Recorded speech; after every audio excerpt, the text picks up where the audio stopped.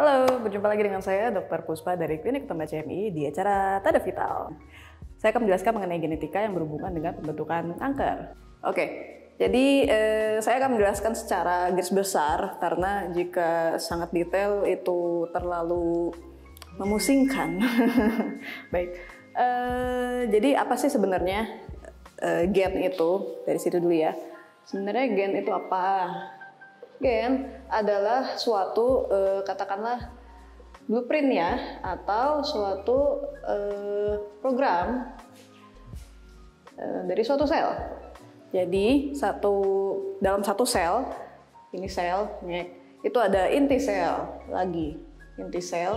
Nah, disinilah gen itu berada. Dia ada di dalam suatu kromosom, namanya struktur yang namanya kromosom. Ini kromosom yang isinya ada DNA.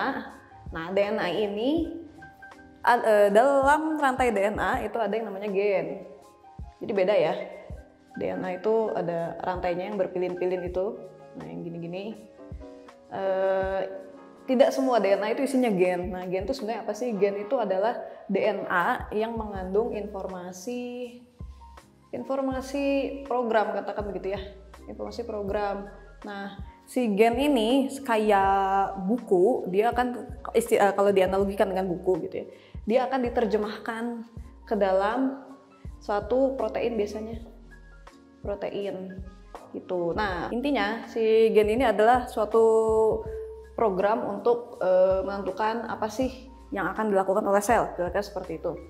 Nah, pada kasus kanker ada gen yang rusak. Kerusakan gen.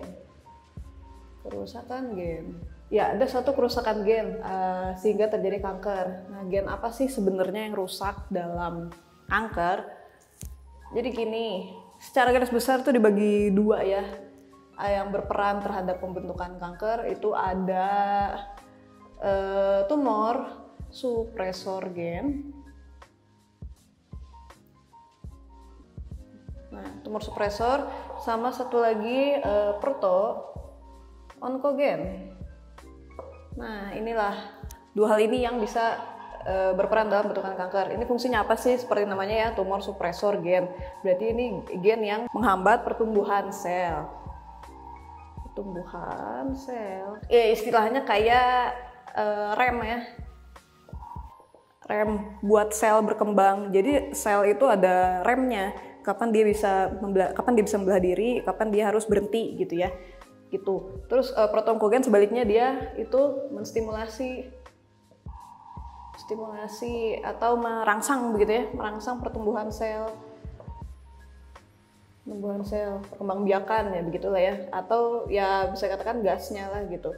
Karena tubuh kita ini pasti ada sel yang rusak dan harus diganti. Jadi dia butuh pertumbuhan juga gitu kan, jadi ada gasnya. Tapi kalau udah cukup gitu, dia pasti butuh remnya biar tidak bertumbuh terus gitu. Nah, kedua gen ini error pada pembentukan kanker. Jadi si tumor supresornya dia tidak berfungsi sehingga nggak ada yang menghambat pertumbuhannya. Proto-onkogennya dia naik terus, jadi nggak terkontrol, tumbuh aja maunya. Itu yang terjadi. Nah, kanker secara umum kondisinya kan seperti itu. Dia pertumbuhan tidak terkendali. Nah, karena adanya kerusakan kedua ini. Ini ciri utama dari kanker. Nah, tapi ciri utama ini adalah ciri fenotip.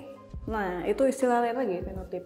Fenotip ini adalah suatu istilah yang menggambarkan satu fisik lah ya, yang terlihat gitu bentukan fisiknya dari hasil translasi atau terjemahan dari gen itu gitu loh. Jadi kalau diibaratkan sebagai sebuah buku, gen itu adalah per kalimatnya kayak gitu. Si kromosom itu si bukunya, si DNA itu kayak bab-babnya gitu lah ya, bab-babnya gitu. Terus gen itu adalah intisarinya, katakan seperti itu ya, kayak gitu kata-katanya lah gitu ya, gitu. Nah, kenapa sih ini bisa ada perubahan di faktor gen-gen ini ya?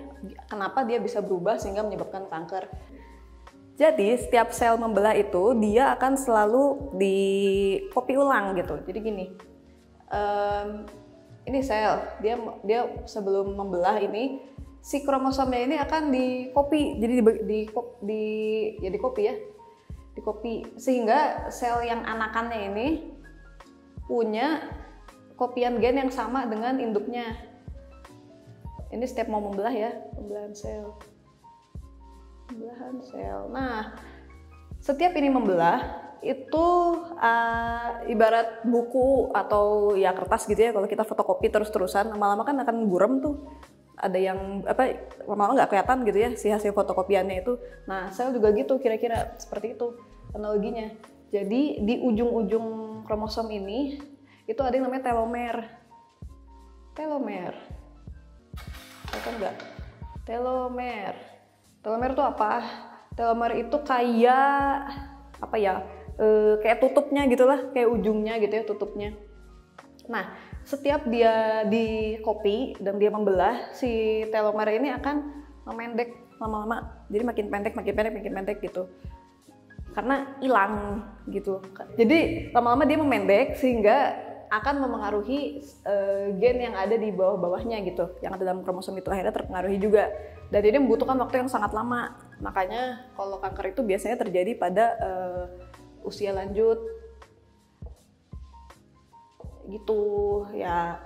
Seperti tadi ya, bisa kenapa sih bisa sampai kayak gitu ya, analoginya kayak itu tadi. Kalau buku kita fotokopi terus-terusan kan lama-lama buram juga. Nah kayak gitu kira-kira sederhananya begitu ya. Nah, pada sel kanker, edannya si telomer ini dia nggak bisa pendek gitu. Jadi pada sel normal pun sebenarnya ada ada enzim ya untuk mempertahankan panjang telomer ini, namanya telomerase. Tapi di sel normal telomerase itu biasanya nggak aktif. Biasanya hanya beberapa sel aja lah yang telomerasenya cukup aktif gitu. Nah, kalau di kanker itu dia ini ada. Jadi umur selnya itu lebih panjang daripada sel normal. Secara garis besar, apa aja sih syarat-syarat sel itu bisa menjadi kanker gitu ya? Syarat-syaratnya itu ada 6. Sel itu akan membelah diri kalau dia terangsang oleh satu namanya growth factor atau faktor pertumbuhan gitu ya. Nah, di sel kanker tanpa adanya ini, growth factor nggak ada, dia tetap bisa membelah. Belahannya tetap ada. Nah, itu syarat menjadi sel kanker ya. Terus yang kedua itu adalah apoptosis. Jadi di sel normal dia ada satu program yang namanya apoptosis. Apoptosis itu kemampuan sel untuk bunuh diri gitu ya. Jadi kalau ada sel yang rusak nggak bisa diperbaiki lagi, sel itu udah punya programnya untuk menghancurkan dirinya sendiri biar nggak sampai jauh gitu, menyebabkan kerusakan yang lebih besar. Nah, pada sel kanker apoptosis ini nggak ada. Jadi mau kayak apapun, walaupun dia nggak ada fungsinya, ya udah tetap aja hidup gitu ya. Terus kemampuan untuk angiogenesis atau merangsang pembentukan pembuluh darah baru. Jadi sel kanker ini karena dia pertumbuhannya cepat banget, jadi dia bisa membuat pembuluh darah baru khusus untuk kasih makan dia. Gitu. Itu hebatnya sel kanker. Jadi dia seperti makhluk hidup sendiri. Kerennya. Terus dia telomernya panjang. Jadi kalau sel normal telomernya akan selalu memendek ketika membelah, dia bisa mempertahankan telomernya tetap panjang walaupun dia sering membelah gitu. Lalu yang kelima itu ada kemampuan untuk berkembang biak atau membelah diri gitu ya. Pembelahan meskipun ada anti growth factor. Jadi ada kontrol ya. Kalau sel normal itu ada yang growth factor untuk menstimulasi pembelahan sel, ada yang anti. Jadi dia jangan membelah gitu loh, untuk stop gitu lah, untuk remnya. Nah, dia walaupun ada ini tetap bisa membelah. Itu ciri sel kanker. Lalu ada satu lagi metastasis atau kemampuan untuk invasi. Jadi dia kemampuan untuk menyebar. ke bagian tubuh lain, mempengaruhi sel normal untuk menjadi kanker juga, kayak gitulah kira-kira gitu. Nah, kerennya perubahan-perubahan ini yang terjadi pada sel kanker itu bisa terjadi dari urutan manapun. Jadi mau ada perubahan dalam gen suatu sel normal yang menuju ke kanker, itu mulai dia punya perubahan seperti ini aja, mulai dari sini. Habis itu dia telomernya panjang atau apa. Nanti biasanya sih terakhir baru metastasis ya. Ini kemampuan perubahan yang terakhir sehingga sel kanker mampu seperti ini gitu. Tapi karena ini bisa terjadi, jadi ini bukan berurutan gitu ya. Jadi bisa terjadi dari mana aja. Satu benjolan atau satu tumor itu kan sebenarnya tumor atau benjolan itu kan terdiri dari sel-sel yang banyak sekali gitu ya, sel-sel kanker yang banyak sekali, sel kanker yang banyak gitu. Setiap sel ini memiliki perubahan gen yang beda-beda gitu. Jadi satu benjolan itu programnya itu beda-beda yang error. Jadi untuk menghancurkannya, kalau dari sisi genetik itu harus satu-satu karena perubahannya beda setiap gen gitu. Itu sulitnya sel kanker. Nah, permasalahan yang kedua dari sel kanker itu adalah dia tidak punya fungsi seperti sel normal. Jadi kalau sel normal misalkan selnya udah tua nih, terus dia apoptosis atau dihancurkan, diganti dengan sel baru. Otomatis begitu sel baru dihasilkan gitu, membelah menjadi sel baru itu kan programnya sudah jelas, dia membelah dari sel induk sel mana, misalkan dari sel organ hati misalkan, dan sel baru ini tahu dia berfungsi sebagaimana sel hati. Nah, sedangkan sel kanker dia tidak punya fungsi itu, jadi begitu dia membelah dia kehilangan arah, dia tidak punya program identitas ini sel fungsinya sebagai apa. Dia hanya tahu membelah dan makan saja gitu. Itulah permasalahan kedua dari sel kanker. Permasalahan ketiga adalah mempengaruhi sel yang normal, itu permasalahannya juga. Jadi sel itu membelah diri itu ada sinyal-sinyal juga dari sekitarnya, sel-sel sekitarnya. Nah, sel kanker ini juga punya kemampuan seperti itu. Dia menghasut begitu ya, bisa mempengaruhi sel normal sehingga berubah menjadi sel kanker juga gitu, dan bisa menyebar ke tempat lain dari pembuluh darah atau dari pembuluh limfatik. Gitu. Oke, itu tadi penjelasan singkat saya mengenai gen dan hubungannya dengan pembentukan kanker.